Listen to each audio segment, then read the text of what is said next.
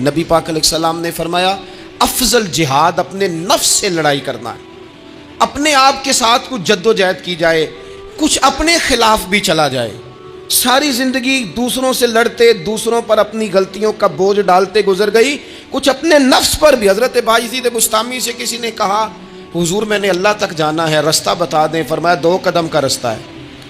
فرمایا 1 قدم اپنے نفس کی خواہش پہ رکھ لے تو دوسرا قدم تیرا رب تک پہنچ جائے گا۔ تو اپنے آپ کو کنٹرول نہیں نہ کرتا، اپنے آپ سے تو لڑ پہلے۔ اقبال کہتے ہیں ڈھونڈتا پھرتا ہوں اے اقبال اپنے آپ کو، آپ ہی گویا مسافر آپ ہی منزل ہوں میں۔ نبی پاک نہ تبدیلی کرتے۔ یہ جو لوگ کہتے ہیں نا کیسے بدلوں، تو حضور بدلنے ہی تو آئے ہیں۔ حضرت فضالہ بن عمیر ایک صحابی ہیں، کہتے ہیں میں عورتوں کا معاذ اللہ بڑا رسیہ تھا۔ ابو جہل نے جب اعلان کیا نا جو حضور کو شہید کرے گا تو اسے 100 سرخ اونٹ دیے جائیں گے، تو کہتے ہیں میں خنجر بغل میں دبا کے نا تو طواف کعبہ کرنے چلا گیا۔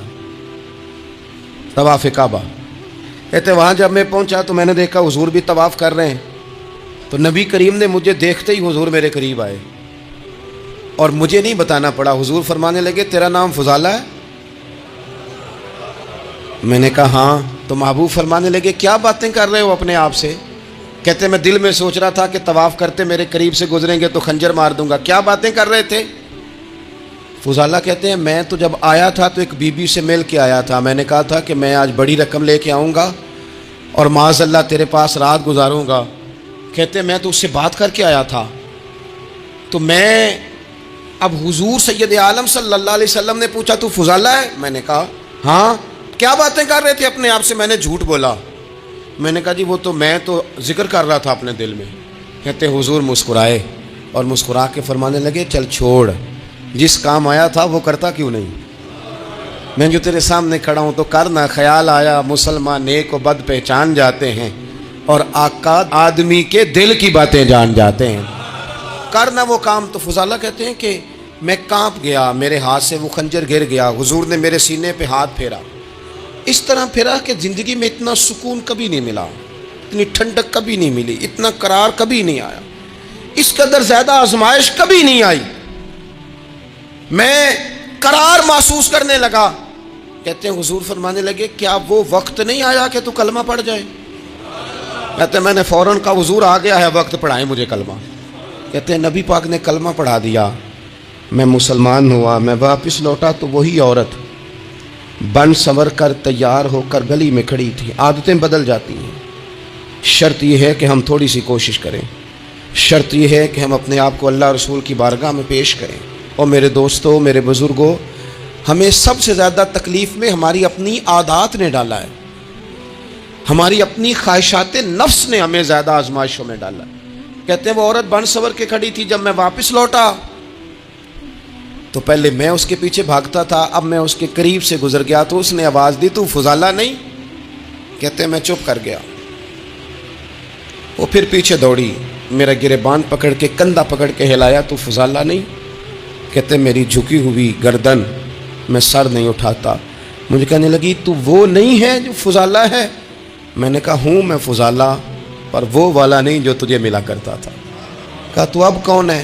کہنے لگے میرا ٹائٹل بدل گیا ہے، میرا تعارف بدل گیا ہے، اب میں رسول کائنات کا غلام ہو گیا ہوں۔ ہم لوگ مجھے مسلمان کہتے ہیں، اب میری نگاہوں میں جچتا نہیں کوئی، جیسے میرے محبوب ہیں ایسا نہیں کوئی۔ کہتے ہیں بدل گئی عادت، میں وہی ہوں پر میرا لہجہ، میرا مزاج ہی بدل گیا۔ ایک سردار تھے کسی قبیلے کے، وہ حضور کی بارگاہ میں کلمہ پڑھنے آئے، امام راضی نے لکھا ہے، کہتے ہیں میرے اندر 4 غلطیاں تھیں، میں شراب بھی پیتا تھا، چوری بھی کرتا تھا، بدکاری بھی کرتا تھا معاذ اللہ، اور جھوٹ بھی بولتا تھا۔ حضور کی بارگاہ میں آیا، عرض کی یا رسول اللہ بچپن سے لے کر یہ بیماریاں لگ گئیں، بڑی کوشش کی، ابا نے بڑا مارا، لوگوں نے بڑا کہا، چھوٹی نہیں، اور میں چھوڑ سکتا بھی نہیں۔ ان کا خیال تھا نا جس طرح ہمارا خیال ہوتا ہے فلانی چیز نہیں چھوڑ سکتے، میں چھوڑ سکتا بھی نہیں۔ حضور ایک چھوڑ سکتا ہوں، ایک چھڑوا لیں آپ اور کلمہ پڑھا دیں۔ حضور نے فرمایا بالکل ٹھیک ہے تو ایک چھوڑ دے۔ یا رسول اللہ کون سی؟ فرمایا جھوٹ نہیں بولنا۔ جھوٹ، وہ شراب بھی پیتے ہیں، وہ کہتے ہیں میں بدکاری بھی کرتا ہوں، چور بھی ہوں۔ حضور نے کیا فرمایا؟ جھوٹ۔ کیا ان سارے کاموں سے زیادہ سخت تھا حضور نے اس سے منع کیا؟ جھوٹ نہیں بولنا بھائی۔ کہتے ہیں سونے وعدہ ہو گیا، सीधे साधे आदमी थे, देहाती सरदार थे, घर चले गए। कहते हैं जब वो शराब के करीब जाने लगा तो दिल में ख्याल आया कि हुजूर के पास शराब पी के जाऊंगा, अगर किसी ने पूछा कि पी है तो झूठ तो बोलना नहीं, सच बोलूँगा तो हाल क्या होगा भला, वहाँ कैफियत क्या होगी कि मैं शराब पी के यहाँ आता हूँ हुजूर की बारगाह में, मुझ पे तो हद लगेगी। कहते हैं लिहाजा शराब भी छोड़ दी, उठा के मारी दीवार के साथ। कहते हैं मैं चोरी की तरफ हाथ बढ़ाने लगा तो मैंने कहा सुबह अगर किसी ने पूछा कि मेरी चोरी किसने की है, झूठ बोलना नहीं, और अगर सच बोला तो सोसाइटी में इज्जत क्या रहेगी, दफ़ा करो, जो अल्लाह ने रूखा सूखा दिया वही ठीक है। कहते हैं गली से गुजर रहा था, उस औरत ने फिर आवाज़ दी, उसकी तरफ जाने लगा और करीब गया तो वो पूछती है सुना है तूने कलमा पढ़ लिया है। कहते हैं तड़प गया, दर्द से आंसू छलके, अगर मैं इससे झूठ बोलूं तो हुजूर ने मना किया है और सच बोलूं तो ये क्या सोचेगी, कलमा पढ़ के मुसलमान हो के हुजूर का गुलाम हो के, ये अंदाज है। कहते वहां से भी आ गया, आके ना पीछे होके बैठ गया, पीछे हुजूर तकरीर कर रहे थे, पीछे होके बैठ गया, गौर से हुजूर का चेहरा देख रहा हूँ, गौर से देखता जा रहा हूँ, दुनिया कहीं और देख रही है और मैं हुजूर का चेहरा देख रहा हूँ। सर से लेकर पाँव तक तनवीर ही तनवीर है, जैसे मुंह से बोलती कुरान की तफसीर है। सोचती तो होगी दुनिया मुस्तफ़ा को देखकर, भला वो मुसव्विर कैसा होगा जिसकी ये तस्वीर है। कहते मैं गौर से चेहरा देख रहा हूँ, हुजूर की खिदमत में गया सलाम लेने तो महबूब ने मुस्कुरा के देखा तो मैंने कहा सोनिया कुर्बान जाऊँ, मेरा एक झूठ छुड़वाया है, मेरी हर शय छूट गई है, ख़त्म हो गया सारा कुछ ही, ये मेहरबानी हो जाएगी इंशाअल्लाह। अपने आप से बात करें, कोशिश करें कि हमने ज़िंदगी में झूठ नहीं बोलना, आप सच बोलें। हज़रत माज़िन एक सहाबी हैं, वो कहते हैं मैं बुत की पूजा करता था, इमाम बहकी ने लिखा है, मैं बुत पूछता था। एक दिन मेरे बुत के अंदर से आवाज़ आ गई, तू कब तक मुझे पूजेगा, मदीने में तो हुजूर जलवा फरमा हो गए हैं। कहते हैं 2 दफ़ा 3 दफ़ा बुत मुझे पैगाम दे रहा है कि हुजूर की तरफ जाओ, बुत। कहते हैं मैं वहाँ से चला, हुजूर की बारगाह में पहुँचा तो नबी पाक अलैहिस्सलाम की खिदमत में हाजिर होकर मैंने अर्ज़ की या रसूल अल्लाह, कमाल हो गई, लोग बुतों को पूजते हैं और मेरा बुत कह रहा था जा जाके हुजूर का कलमा पढ़ दे, ओ सुकियां खजूरां उगा जाम दे ते पत्थरां तो कलमा पढ़ा जाम दे। फरमाया वो उन्होंने मुझे बुत ने भेजा है।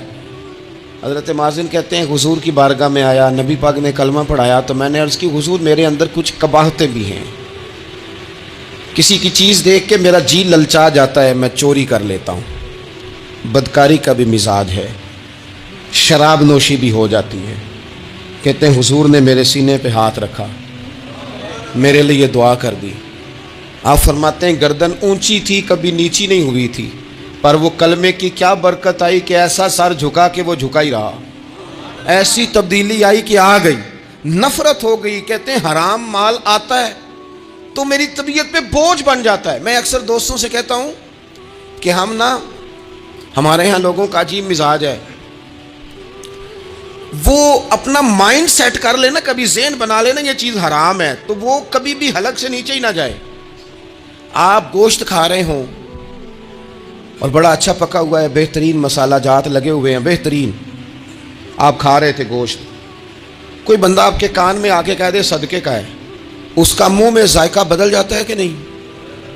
भाई गोश्त तो वही है, ये कैसे बदल गया? क्योंकि आपके ना वहाँ कंप्यूटर में फिट है कि सदका मेरे लिए दुरुस्त, आप वो कहते हैं ये तो फॉर्म बन गया, भाई ये क्या बन गया, चले इससे भी आगे चलते हैं।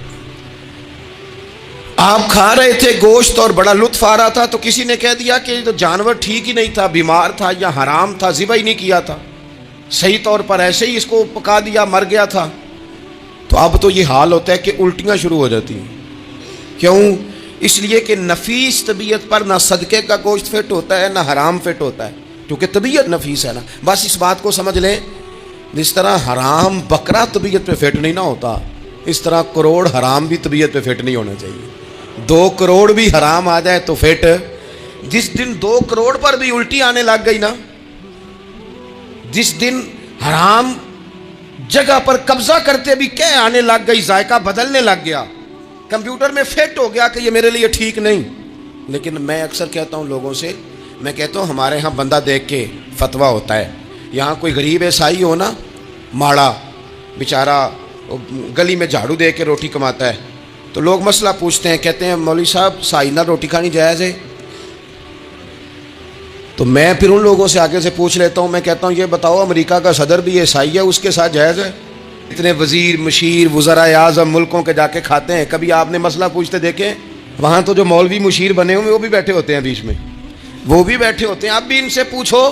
لیکن ہمارا مزاج یہ بن گیا ہے کہ غریب کے حق میں مسئلہ اور ہے اور امیر کا معاملہ ہے تو معاملہ اور ہے، اس سے نکلیں۔ یعنی اگر 5 روپے کسی کے گر جائیں تو وہ واپس کرنے بھی ضروری ہیں، اور 5 کروڑ گر جائیں تو وہ بھی۔ وہ ہمارے ایک دوست کہا کرتے ہیں کہ ایک صاحب تھے، ان کو نا بڑے قیمتی جوتے کا ایک پیر مل گیا کہیں سے گرا ہوا، انہوں نے وہ قیمتی پاؤں جوتے کا گرا ہوا اٹھایا اور وہ بندہ تلاش کرنے لگے کس کا گرا ہے۔ دیر تک وہ ڈھونڈتے رہے ایک پاؤں کس کا ہے، تھوڑی دیر کے بعد انہیں دوسرا پاؤں بھی مل گیا، پھر انہوں نے بندہ ڈھونڈنا بند کر دیا۔ انہوں نے کہا اب دونوں ہو گئے ہیں، اب یہ کام آئے گا، لہذا انہوں نے بند کر دیا۔ میرے عزیز، یہ تو کوئی طریقہ نہیں ہے نا کہ آپ چیز اگر تھوڑی سی ہے تو اس پر فتویٰ اور ہے، اور اگر زیادہ ہے تو مزاجوں میں جب ہم یہ لے آئیں گے اپنی طبیعت میں، اور کب تک ہم نے اسی طرح رہنا ہے؟ کب ہم نے اپنے وجود سے کام لینا ہے؟ بیکار وقت کب تک گزرنا ہے؟ کتنے رمضان آئے گزر گئے، کتنے عمرے آئے گزر گئے، کتنی ہم نے دیکھا کہ بس بیمار ہو گئے ہیں، ٹھیک ہو جائیں گے تو پھر اس کے بعد ہم نے کوئی نماز نہیں چھوڑنی، لیکن ٹھیک ہوئے تو بھول گئے، نئی سے نئی بات شروع ہو گئی۔ ہم نے کتنی دفعہ کہا کہ آج کے بعد تبدیلی، لیکن کیوں نہیں تبدیل ہوتے؟ حضرت جریر ابن عبداللہ کہتے ہیں میں کاروبار کرتا تھا اور مجھے بڑا سلیقہ آتا تھا کاروبار، میں سستی ترین چیز خریدنے کا ملکہ رکھتا تھا، لیکن فرماتے ہیں کہ جب میں حضور کا کلمہ پڑھنے گیا تو نبی پاک نے مجھے فرمایا میرا دین کسی کا بھلا کرنے کا نام ہے، الدین النصیحہ، خیر خی کرنا۔ فرماتے ہیں پھر میں نے نصیحت کو پلے باندھا، ایک آدمی سے گھوڑا خریدا 300 دینار کا، گھوڑے کو پکڑ کے میں نے جب تھوڑا آگے چلایا تو وہ تو بڑا نرم مزاج تھا، اسی پنجابی چاکیدہ ساؤ ہے بڑا، اور میں نے کہا یہ تو گھر میں بھی رکھا جا سکتا ہے، یہ تو 400 کا ہے۔ پھر میں نے اس پر سواری کی تو وہ سواری کے لیے ہی بڑا اچھا تھا، میں نے کہا یار تیرا جانور 600 کا ہے۔ کرتے کرتے جب میں نے اسے 1000 دینار تھمایا، 400 میں سودا ہو گیا تھا، اس نے دے دیا تھا گھوڑا یا اونٹ۔ کہتے ہیں وہ شخص میری طرف دیکھ کے حیران ہو کے کہنے لگا جریر تو پہلے بھی آتا ہے، یہ تجھے کیا ہوا؟ تو حضرت جریر کہتے ہیں میں نے اسے کہا پہلے جریر آتا تھا، اب وہ والا جریر ہے جس نے مدینے والے کا کلمہ پڑھا ہے۔ کنتم خیر امت، ان کا ٹائٹل ہے میرے پاس۔ کیا اسلام صرف نعرے لگانے کا نام ہے؟ کیا اسلام صرف دوسروں کو یہ کہنے کا نام ہے کہ تو نے مجھے کس طرح کہہ دیا کہ میں عاشق رسول نہیں؟ تو زیادہ ہے، تیرے پاس زیادہ دین ہے؟ صرف ڈٹ جانا اور زیادہ باتیں کرنے کا نام دین ہے؟ اپنے اندر ایک ایک کر کے غلطیوں کو چھوڑیں، آج کچھ عہد کریں کہ ہم نے فلاں فلاں گناہ سے جان چھڑانی، اپنے اندر کچھ تبدیلیاں لائیں، اور کسی کو بتانے کی ضرورت نہیں، ہمارا اور ہمارے رب کا معاملہ ہے۔ اکیلے میں بیٹھ کے اللہ کے حضور عہد کریں، اکیلے میں بیٹھ کے۔ آج میں نے آپ سے خدمت میں ایک اپیل کرنی ہے، وہ یہ ہے کہ ہم نے نا آج عہد کرنا ہے کہ ہم نے جھوٹ نہیں بولنا۔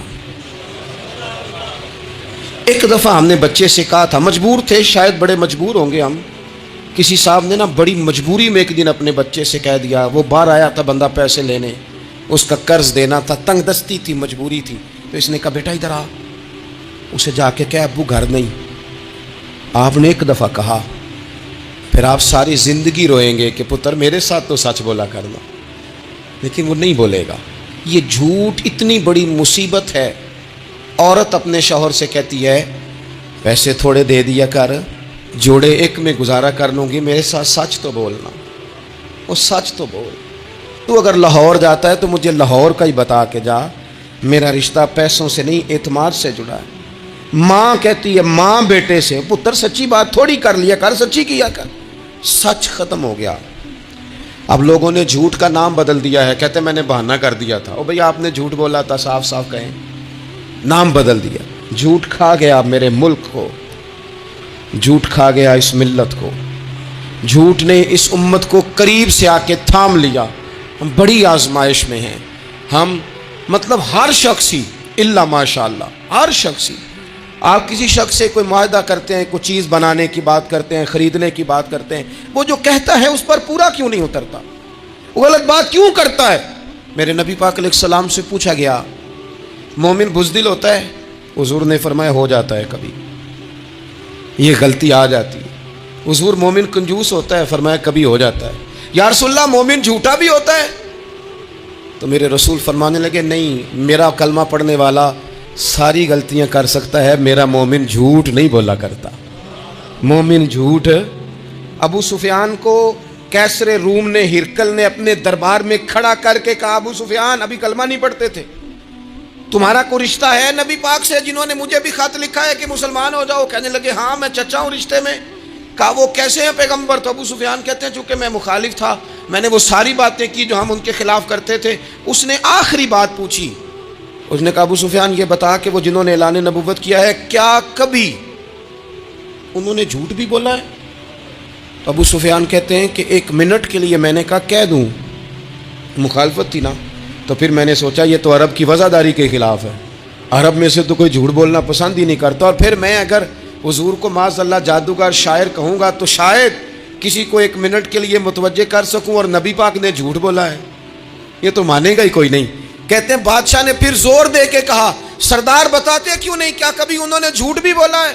تو ابو سفیان کہتے ہیں میرے ہاتھ میں چھڑی تھی، میں نے زور سے زمین پہ ماری، میں نے کہا وہ میرے رشتے میں بھتیجے ہیں، میری سخت مخالفت ہے، میں ان کے خلاف میدانوں میں نکلتا ہوں، جنگیں لڑتا ہوں، کبھی وہ غالب آتے ہیں کبھی ہم آتے ہیں، لیکن میرے سامنے وہ پیدا ہوئے، میں نے ماں کی گود میں بھی دیکھا، دادا کے کندھوں میں بھی دیکھا، چچا کے گھر میں بھی دیکھا، سیدہ خدیجہ الکبریٰ کا دولہا بنے بھی دیکھا، ان کی 4 بیٹیاں ان کی گود میں کھیلتے دیکھی، اعلان نبوت کرتے دیکھا، لوگوں کو مخالفت کرتے دیکھا، میرے سامنے ان کے مقدس بال سفید ہوئے، میرا اختلاف اپنی جگہ، پر بادشاہ میں قسم اٹھا کے کہہ سکتا ہوں اس محبوب کی زبان سے جب بھی نکلا ہے حق اور سچ نکلا ہے۔ اسیر دشمن کی چاہ میں بھی، وہ مخالفوں کی نگاہ میں بھی امی ہے، صادق ہے، معتبر ہے، میرا پیغمبر عظیم تر ہے، میرا پیغمبر عظیم تر ہے، میرا پیغمبر عظیم تر ہے۔ جھوٹ نہیں کبھی حضور نے بولا۔ کہتے میں نے جواب دیا تو سناٹا چھا گیا سارے دربار میں، کتنے اس نے سوال پوچھے، گھنٹوں بات ہو، سناٹا چھا گیا، اور پھر بادشاہ نے اپنا پرنا اٹھایا، چادر اٹھائی، کندھے پہ رکھی اور جانے لگا، تو میں نے پیچھے سے پلٹ کے کہا بادشاہ اتنے تو نے سوال کیے، اتنے میں نے جواب دیے، رزلٹ کا بھی تو اعلان کرنا، نتیجہ بھی تو دینا، کیا نکلا؟ تو کہتے ہیں وہ جا رہا تھا، وہیں کھڑے کھڑے اس نے چہرہ میری طرف پھیرا اور کہنے لگا سردار نتیجہ تو نکل آیا ہے، رزلٹ تو نکل آیا۔ جس بندے نے کبھی بندوں سے جھوٹ نہیں بولا وہ یہ جھوٹ کیوں بولے گا کہ میں اللہ کا رسول بن کے آیا ہوں؟ نتیجہ تو نکل آیا، بات تو کلیئر ہو گئی، اب آگے کیا جانا ہے؟ عرب کے لوگ سمجھتے تھے کہ معاف کرنا بزدلی ہے، صبر کرنا بزدلی ہے۔ وہ کہتے تھے یہ کیا بات ہوئی، ہمارا دشمن کیا سمجھے گا کہ بزدل ہے، انہوں نے معاف کر دیا ہے۔ وہ کہتے تھے معاف کر دیں تو کمزور پڑ جائیں گے، سامنے والا کہے گا کہ ان کے پلے کچھ نہیں، معاف کر دیا۔ اور ہمارے زمانے میں آج معاف کمزور آدمی کرتا ہے، طاقتور آدمی معاف نہیں کرتا۔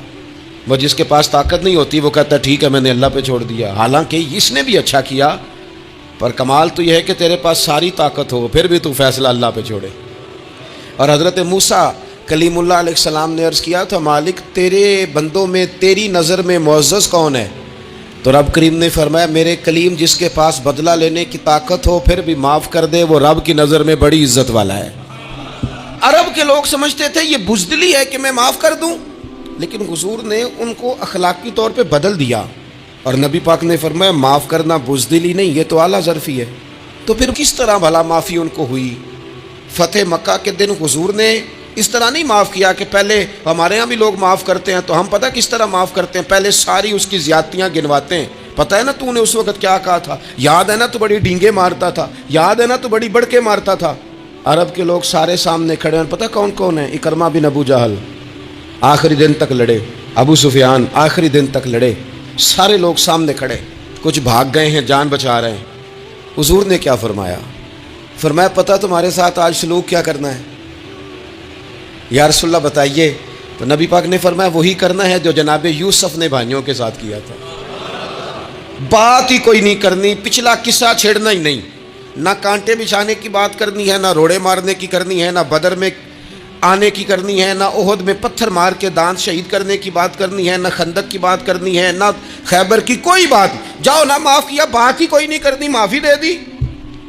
ابو سفیان کہنے لگے حضور مجھے بھی معافی ہے. سونیا تیرے کرم پہ قربان جاؤں. میرے کریم فرمانے لگے تو قبیلے کا سردار ہے، مکے شریف کے لوگ تجھے بڑا سمجھتے ہیں، دیکھ حضور معاف بھی کرتے ہیں اور عزت بھی دیتے ہیں. فرمایا جا میں نے تجھے معاف کیا، اور جو تیری حویلی میں آ کے پناہ لے لے گا میں اسے بھی معاف کر دوں گا، اسے بھی معافی مل جائے گی جو تیرے گھر آ جائے گا. اب تبدیلی آ گئی، وہ جو اندر کفر تھا وہ ٹوٹ گیا، انقلاب آ گیا. یہی ابو سفیان جو کل تک مخالفت میں لڑتے تھے، پھر یہ حضور کے ساتھ جنگوں میں جاتے، اور اس طرح جاتے کہ حضور گھوڑے پہ بیٹھے اور جناب ابو سفیان نے گھوڑے کی لگام تھامی ہے. ہر میدان میں گئے، ہر جگہ خدمت کی. اکرمہ بن ابو جہل کا پتر ہے، کوئی کسر نہیں چھوڑی اس نے، حد کر دی، ہر جگہ لڑا، ہر مقام پہ. لیکن فتح مکہ کے موقع پر یہ بھاگ گیا تھا، جان بچا کے چھپ گیا. اس کی بیوی آئی، آگے کہنے لگی سونیا میرے چھوٹے چھوٹے بچے ہیں، مجھے پتہ چلا ہے کہ میرے شوہر کے لیے آپ نے ڈیتھ وارنٹ جاری کر دیے ہیں کہ جہاں ملے مار دیا جائے. صحابہ نے یہ اعلان کیا ہے، وہ سخت مجرم ہے، اس کے لیے سخت آرڈر جاری کیا گیا ہے. تو کریم کیا فرمانے لگے؟ حضور فرمانے لگے تو کیا چاہتی ہے؟ میں کوئی آپ کو قصہ تو نہیں نہ سنا رہا، خدا را مہربانی کریں، تھوڑا سا دل بڑا کریں، تھوڑا سا. وہ ساس کہتی ہے جی میں کیویں معاف کر دیاں جی، تمہیں پتہ نہیں پیر صاحب میرے اندر زخم کتنے نے، مثلاً کیا ہے، گولی مار دی ہے کسی نے کسی کو. بہو سے کہیں تو کہتی ہے جی میں معاف کر دوں، اس کو معاف کر دوں، آپ کو بتاؤں اس نے تکلیف کتنی دی. مہربانی کرو ایک دوسرے کو معاف کرو، اپنے دل میں گنجائش پیدا کرو. اس بندے کی بات ہو رہی ہے جو باپ سے لگا ہوا ہے مخالفت کرنے، ابے نے بھی ظلم کیے، اس نے بھی کیے. حضور اس کی بیوی سے کہتے ہیں کیا چاہتی ہے؟ کہنے لگی حضور معاف کر دیں اسے. تو نبی پاک صلی اللہ علیہ وسلم نے فرمایا ٹھیک ہے، یہاں تو معافی کا دروازہ تو سب سے زیادہ کھلا ہوا ہے. تو وہ کہتی ہے تو چلو ٹھیک ہے، معاف کیا، ہو گئی بات. اس نے جا کے جہاں چھپا ہوا تھا اسے کہا اکرمہ حضور نے تجھے معاف کر دیا. کہنے لگا کوئی کرنے والی بات کر. وہ معاف کرتے ہیں مجھے پتہ ہے، بڑا کرتے ہیں، پر جو میں نے کیا ہے وہ معافی والا نہیں. مجھے معافی ہو سکتی ہے، یہ کیسے ہو سکتا ہے، یہ کیسے ہو گیا، ہو ہی نہیں سکتا. اس کی بیوی پھر آئی، کہنے لگی حضور وہ مانتا نہیں، یہ تاریخ صرف میرے رسول کی ہے، یہ سیرت صرف میرے رسول کی ہے، کہ جس کو معاف کیا جا رہا ہے اس کی سمجھ میں بات نہیں آ رہی کہ بھلا مجھے معاف کر دیا ہے. حضور کہتے ہیں اچھا تو بتا وہ کیسے مانے گا. کہنے لگی حضور اگر کوئی نشانی دے دینا، عرب کے لوگ تلوار دے دیتے تھے، زرہ دے دیتے تھے، پگڑی دے دیتے تھے، چھڑی دے دیتے تھے، یہ دلیل ہوتی تھی کہ فلاں نے نشانی دے دی. اگر کوئی مل جائے نا نشانی، محبوبہ اس طرح تو کوئی نہیں کرتا جیسے آپ کرتے ہیں. کریم نے اپنے سر سے پگڑی اتاری اور فرمایا میری پگڑی بطور علامت کے نشانی کے لے جا، اسے کہہ دے میں نے معاف کیا. اب اکرمہ کو معافی ہو گئی، وہ آ رہے ہیں، یوں اخلاق بدلتے ہیں. وہ آ رہے ہیں، یہاں کوئی بڑا آدمی آئے نا تو پہلے اعلان ہوتا ہے فلاں بن فلاں صاحب آ رہے ہیں، اب ان کو دعوت دیتے ہیں، لیکن وہ اعلان چھوٹا کرتا ہے بڑے کے لیے. یہاں انوکھا باب ہے. اکرمہ کلمہ پڑھنے آ رہے ہیں، نبی پاک صحابہ سے کیا فرما رہے ہیں؟ فرمایا وہ کلمہ پڑھنے آ رہا ہے، اطاعت قبول کر کے آ رہا ہے، سر تسلیم خم کر کے آ رہا ہے، اس کے سامنے اس کے باپ کے کسی ظلم کا اظہار نہ کرنا. اس کے باپ نے بڑے ظلم کیے ہیں، زیادتیاں کی ہیں، ہم تذکرہ یہاں ہوتا ہے، لیکن اس کے سامنے نہ کرنا. اس کا تو ابا ہے نا، اس کا تو باپ ہے نا، کوئی بات نہ کرنا، اسے تکلیف ہوگی. کس کے لیے؟ صحابہ رو رہے ہیں، حضور یہ کس کے لیے تیاری کرا رہے ہو؟ وہ آ گئے، قدموں سے لگ گئے، کلمہ پڑھ لیا، کھول کے روئے، حضور میرے لیے بھی معافی ہے؟ تو کریم نے فرمایا ہاں میں رحمت والے رب کا رحمت والا رسول ہوں، ہے نا معافی. اکرمہ مسلمان ہو گئے. پھر تلوار کو صاف کر کے کہنے لگے سونیا پہلے یہ اسلام کی مخالفت میں لڑتی تھی، اب حمایت میں لڑے گی. مجھے بتائیں، ایک ایک گلی اکرمہ گئے اسلام کی حمایت میں تلوار لے کے، ایک ایک گلی. اور آپ پچھلے جہاد میں بھی گئے تھے، اس جہاد میں نہ جائیں تو کہنے لگے کفارہ نہیں ادا کرنا، پچھلے داغ نہیں صاف کرنے. میں جاؤں گا، گلی گلی جاؤں گا، نگر نگر جاؤں گا، جھنڈا لے کے جاؤں گا، میں بتاؤں گا کہ جب کوئی مدینے والے کے پاس آئے تو رب دل بدل دیا کرتا ہے. انقلاب آتے ہیں، عادتیں بدلتی ہیں، طبیعتوں میں تغیر آتا ہے، کون کہتا ہے نہیں آتا؟ میں جاؤں گا۔